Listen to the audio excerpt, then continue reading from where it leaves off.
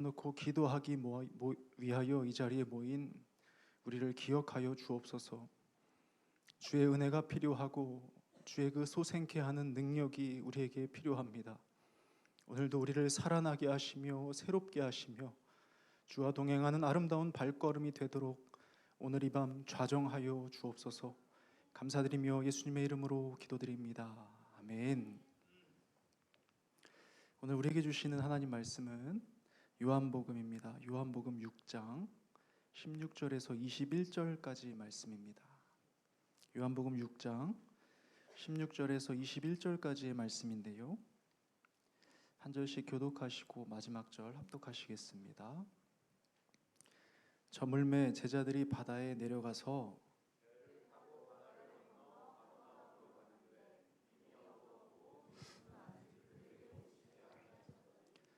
큰 바람이 불어 파도가 일어나더라.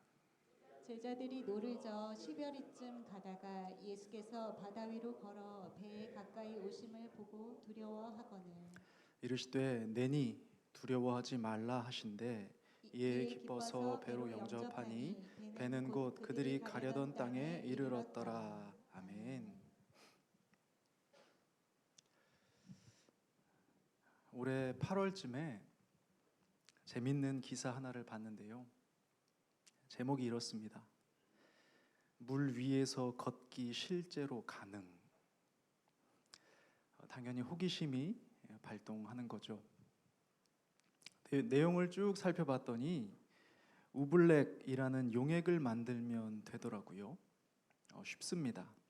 그냥 물에다가 적당한 비율로 전분 가루를 섞는 겁니다.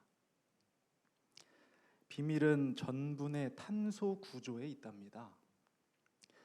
6개의 탄소가 육각형인데 수산기가 붙어있는 포도당이 다른 포도당과 물이랑 결합을 하고 충격 활성 고체화라고 하는데 혹시 들어보셨나요? 그렇다고 합니다. 죄송한데 저는 그냥 영상으로 봤어요.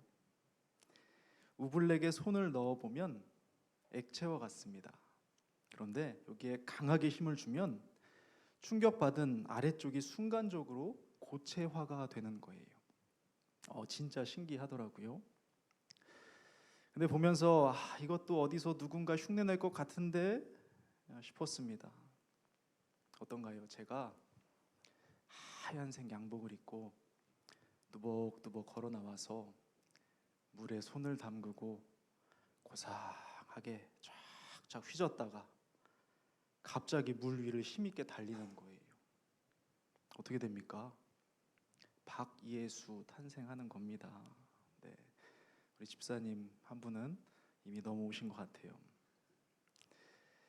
물 위를 걷는 상상은 영화에서도 그렇고 광고에서도 많이 접해보았죠.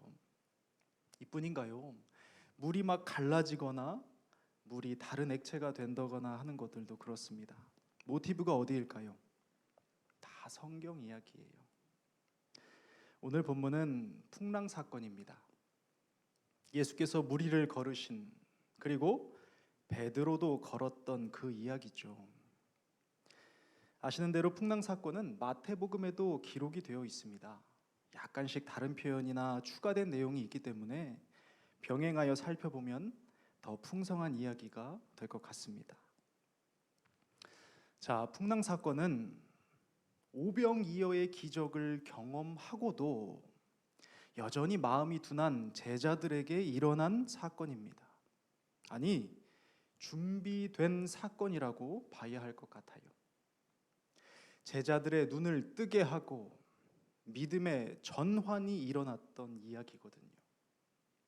먼저 예수님께서 이렇게 말씀하십니다. 예수께서 즉시 제자들을 재촉하사 자기가 무리를 보내는 동안에 배를 타고 앞서 건너편으로 가게 하시고, 자, 이제 날이 저물었고 집회가 끝났습니다. 떡과 물고기를 배부르게 먹은 수천의 무리를 돌려보내야 하는데 예수님께서 자기가 무리를 보낼 테니 너희는 배를 타고 건너편 가버나움으로 가라고 말씀하세요. 보통은 제자들이 사람들을 돌려보내고 뒷정리를 하는데 이날은 좀 이상했죠. 그런데 예수님이 재촉을 하십니다. 오늘은 내가 할게. 내가 할게. 그러니까 너희들은 빨리 배를 타고 가버나움으로 가거라. 왜 그러시지? 가버나움에 뭔가 급한 일이 있나? 제자들은 의아해하면서도 말씀하신 대로 가버나움을 향합니다. 날은 저물었지만 넉넉히 1시간이면 도착하겠다는 생각에 배를 타고 출발하지요. 그런데 얼마 지나지 않아 칠흑 같은 어둠과 함께 큰 바람과 거친 파도를 만나게 됩니다. 이 상황을 말씀이 잘 설명해 주고 있어요. 큰 바람이 불어 파도가 일어나더라. 바람이 거스름으로 물결로 말미암아 고난을 당하더라. 갑작스런 상황에 제자들은 당황해요. 힘겹게 노를 저으며 방향을 잡아 보지만 소용이 없습니다. 요동치는 물결로 인해 이들은 심한 고난을 당하지요. 가버나움은 불과 8km 앞에 있습니다.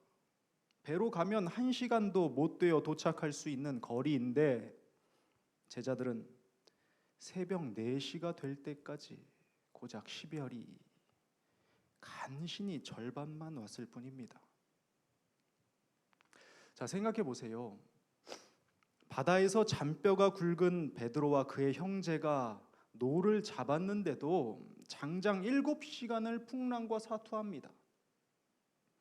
얼마나 지치고 괴로웠을까요? 땅보다 바다가 익숙한 사람들일 텐데 이들의 경험도 실력도 아무런 소용이 없습니다. 그러니 제자들이 느낀 무력함과 좌절감이 얼마나 컸겠습니까? 또 제자들 중에는 뱃사람이 아닌 자들도 있었습니다. 그런 그들이 이 조그만 배 안에서 겪는 두려움은 어땠을까요?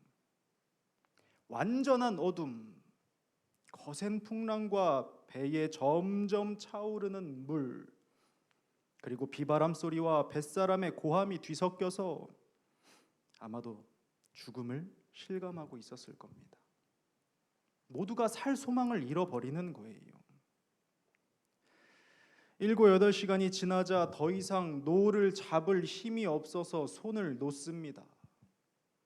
더 이상 물을 퍼낼 힘이 없어서 차오르는 물을 쳐다보기만 합니다.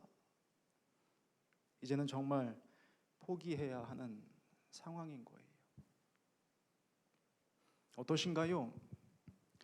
저는 본문을 읽으면서 무언가 오버랩되는 경험을 했습니다. 발버둥 쳐도 변하지 않을 것 같은 상황. 애를 썼는데도 같은 자리예요. 힘이 빠집니다. 그만해야 될 것 같아요. 무력감에 이제는 그냥 보고만 있어요. 포기 같은 생각을 넘어서 그냥 멍한 거예요. 그런데 그때 예수께서 이 풍랑 위를 걸어 천천히 다가오시는 게 보이는 겁니다. 무슨 소망이 있었겠어요? 처음엔 그저 유령인 줄 알고 소리를 지르지요. 그런데 자세히 보니 달라요. 곧바로 풍랑과는 어울리지 않는 잔잔한 음성이 들립니다. 이르시되 내니 두려워하지 말라.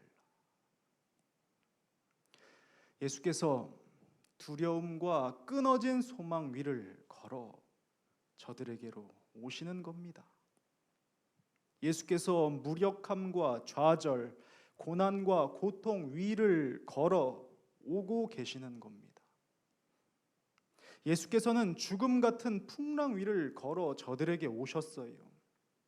저들이 그 순간에 본 것은 어둠 가운데 빛이었고 소망과 구원이었을 겁니다. 가끔씩 고난과 고통을 크기로 가늠하려는 분들이 있는데요. 그래서 너무 쉽게 뭘 그 정도 가지고 그러나 내가 더 힘들어 생각하곤 합니다. 그래서는 안 됩니다. 어린아이에게는요, 부모 손만 놓쳐도 거대한 풍랑이거든요. 우리 아이들은 성적 조금 떨어져도 풍랑이고, 젊은이들은 열등감 속에 다들 풍랑을 겪고 있거든요. 어느 누구나 지금 가지고 있고 느끼는 고통의 크기는 여러분 동일한 겁니다.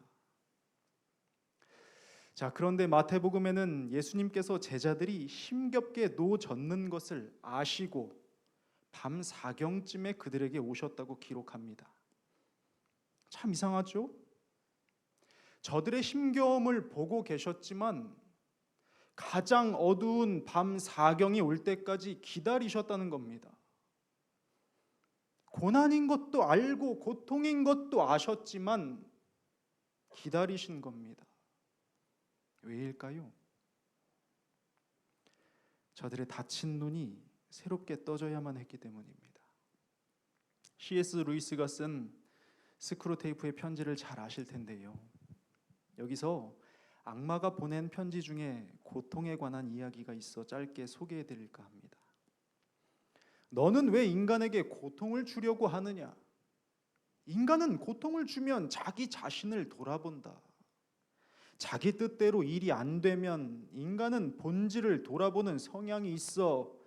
그러니 무슨 일이 있어도 그가 진정한 고통을 느끼지 못하게 해야 한다.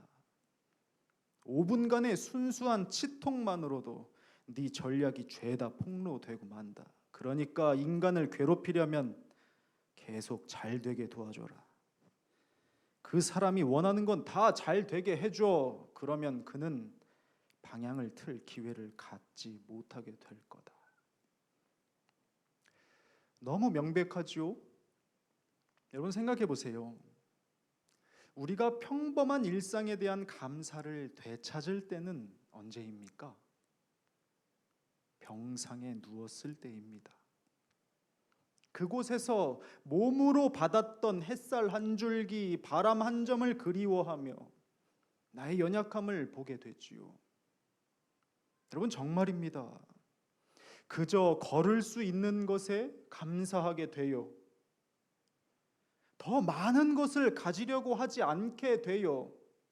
고통은 오히려 가장 가치 있는 것에 눈을 뜨게 하고 꽉 쥐고 있던 손을 펴게 하는 것입니다.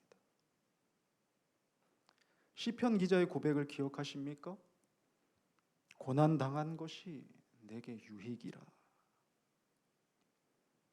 이뿐입니까? 우리가 익숙해진 관계의 소중함을 깨달을 때는 이별을 경험할 때가 아니던가요? 저는요, 아버지가 죽도록 미웠습니다. 그런데 죽음 같은 미움이 실제의 죽음 앞에서는 그리움이 되고 마는 이상한 일을 겪었지요. 이 이별 후에야 아버지에 대한 매듭이 풀어지기 시작했습니다. 얼마 전에는요, 아내가 둘째의 아기 때 사진을 보내주었습니다. 이렇게 침대에 누워서 풍선을 쳐다보고 있는 갓난아기 때 사진이었는데요. 그걸 보고 있으니까 뭔가 마음이 너무 아픈 거예요. 그래서 아내한테 이렇게 문자를 보냈습니다. 더 잘해줄 걸 그랬어. 아내도 말합니다. 나도. 그래요.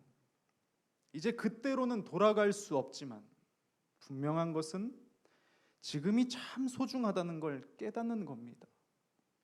미래가 아니라 지금이요. 나중이 아니라 지금이 가장 귀하고 빛나는 시간이라는 걸 알게 되는 거예요. 마찬가지입니다. 사랑하는 여러분, 예수께서 제자들이 힘겹게 노젓는 걸 보시면서도 기다리신 이유가 무엇일까요? 그들이 어둠 가운데, 두려움 가운데, 끊어진 소망 가운데 있는 것을 보시면서도 밤 4경이 되도록 기다려야 했던 이유가 무엇이겠습니까? 너무 명백하지요. 어둠의 터널을 지나온 사람만이 빛의 감격을 온몸으로 느낄 수가 있습니다. 두려움의 끝에 서본 사람만이 소망이 주는 참 자유를 온전히 누릴 수 있지요. 나아가 사망에 놓인 나의 처지를 마주하면 할수록 구원의 신비는 가슴 터지도록 우리를 감격해 하는 것입니다. 여러분, 제자들의 모습을 보십시오. 본문 20절 21절입니다. 이르시되 내니 두려워하지 말라 하신대 이에 기뻐서 배로 영접하니. 여러분, 느껴지시나요? 이제 제자들의 기쁨은 달라졌습니다. 떡을 먹고 배불렀던 기쁨과는 차원이 다른 거예요. 이 기쁨은요, 예수님을 영접하는 기쁨이었습니다. 예수님은요, 이날 이들의 마음에 진정한 빛이자 소망이자 구원자로 오셨던 겁니다. 그런데 마태복음에는 한 가지 이야기가 추가되어 있습니다. 베드로를 좀 볼까요? 이 상황에서 그의 반응을 좀 보십시오. 주여, 만일 주님이시거든 나를 명하사 물 위로 오라 하소서 하니 오라 하시니 베드로가 배에서 내려 물 위로 걸어서 예수께로 가되. 생각해 보세요. 아직 풍랑이 몰아치고 있습니다. 그런데 배에서 내려요. 그토록 두려워했던 곳에 발을 내딛는 겁니다. 그리고는 주를 향해 걷습니다. 어떻게 이런 일이 일어날 수 있을까요? 그의 눈이 새롭게 떠졌기 때문입니다. 이제 그의 눈에는요, 주님이 정확히 보이는 거예요. 흐릿하지도 희미하지도 않아요. 이제는 다른 것들이 흐릿하고 주님이 선명해진 거예요. 이것이 바로 영접한 사람의 변화인 겁니다. 때론 많은 사람들이 다시 물에 빠지는 베드로를 보며 그의 믿음 없음에 대해 이야기합니다. 그런데 너무 쉽게 말하지 않았으면 좋겠어요. 그렇지 않거든요. 베드로의 믿음이 비록 작다 할지라도 그 믿음이 풍랑 가운데로 발을 내딛게 했고 그의 시선은 여전히 주님을 놓치지 않았습니다. 마태복음입니다. 바람을 보고 무서워 빠져가는지라 소리 질러 이르되 주여 나를 구원하소서 하니. 베드로는요, 빠져가는 중에도 주님을 부르짖습니다. 이것이 영접한 사람의 변화인 것입니다. 그리고는 예수님의 손을 의지해 함께 배에 오르게 되지요. 함께 읽어볼까요? 시작.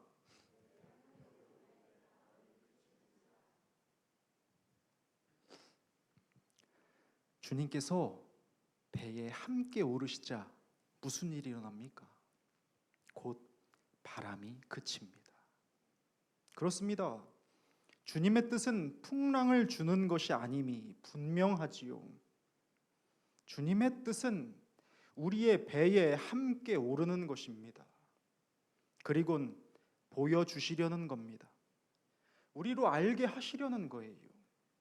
모든 바람을 그치게 하는 자가 누구인지, 어둠을 밝히는 빛이 누구인지, 모든 두려움을 가르는 소망이 누구인지, 죄와 사망의 굴레를 끊어낼 구원이 누구인지, 고난 가운데서 우리의 눈이 새롭게 떠지기를 원하시는 겁니다. 그리고 오늘 본문의 마지막은 이렇게 이야기를 맺습니다. 이에 기뻐서 배로 영접하니 배는 곧 그들이 가려던 땅에 이르렀더라. 그래요, 사랑하는 여러분, 우리가 가려는 곳은 주님 없이는 도착할 수가 없습니다. 우리가 가야 할 곳은 주님을 영접하지 않고는 갈 수가 없습니다. 이제는 주님을 바라보는 우리의 기쁨이 새롭게 된다면 정말 좋겠습니다. 언제까지 오병이어의 기쁨에 머물러 있을 수 있겠습니까? 우리는 광주리의 떡이 아니라 생명의 떡인 그분으로 인해 기뻐할 수 있어야 합니다. 우리의 눈이 새롭게 떠져서 우리 주님을 선명하게 인식할 수 있어야 하는 겁니다. 사랑하는 여러분, 아직도 우리가 맛보지 못한 일들이 얼마나 많은지 몰라요. 여전히 우리가 깨닫지 못한 일들이 어찌나 많은지 몰라요. 그러나 이제는 기록된 말씀처럼 우리 주님을 영접하여서 내가 그 안에, 그가 내 안에 거하는 신비를 경험하는 신앙인이 되어야 하겠습니다. 이 신령한 일들을 갈망하십시오. 또한 찾아내십시오. 기록된 말씀대로 목마른 자가 샘물을 마실 것이며 찾고 찾는 자가 얻게 될 것입니다. 기도하겠습니다. 하나님, 우리를 불쌍히 여겨 주십시오. 맛보지 못하고 깨닫지 못한 일들이 너무나 많은데 감추인 보화처럼 우리를 기다리는 놀라운 신비가 가득한데 우리는 무엇을 보고 있으며 무엇을 추구하며 무엇을 얻기 위해 삶을 허비하고 있습니까? 비록 거친 풍랑이 내 삶에 몰아친다 해도 그것으로 주님을 새롭게 볼 수 있는 눈이 떠질 수만 있다면 기꺼이 그 시간을 지나겠습니다. 오직 한 가지, 주님을 영접하여 주님과 동행하는 복된 삶을 바라옵나니 이루어 주옵소서. 예수님의 이름으로 기도드립니다. 아멘.